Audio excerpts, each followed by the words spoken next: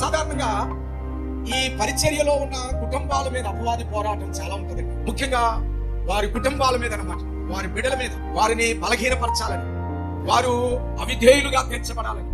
అందువల్లే సాధారణంగా చాలా మంది పాస్టర్ గారు పిల్లలు తల్లిదండ్రులకు కొద్దిగా అవిధేయతగా ఉంటారు. తల్లిదండ్రులు ప్రార్థన చేసి చివరికి దేవుడు వారిని కృపలోనికి తీసుకొస్తారు. చాలా మంది ఏమనుకుంటారంటే ఈ పరిచర్య అనేది వైట్ కాలర్ జాబ్, తెర చొక్కా వేసుకుని పాస్టర్ గారు చొక్కా నలగకుండా చక్కగా పరిచర్య చేస్తా ఉన్నారు, అంతా బాగుంది, పాస్టర్ గారికి ఏంటి అని కొంతమంది అనుకుంటూ ఉంటారు. బయటకు చూస్తే పాస్టర్ గారికి కష్టం గాని, నష్టం గాని, ఇబ్బంది గాని ఏది ఉన్నట్లుగా బయటికి కనబడదు. చిరునవ్వు నవ్వుతూ అన్ని సమృద్ధిగా బాగా ఉన్నాయని చాలా మంది అనుకుంటూ ఉంటారు. కానీ నిజంగా పాస్టర్ గారికి ఉన్నంత పోరాటము ఇంకెవ్వరికి ఉండదండి. ఎందుకో తెలుసా? ఇంతమంది విశ్వాసుల యొక్క పక్షాన పాస్టర్ గారు అపవాదితో పోరాడుతూ ఉన్నారు.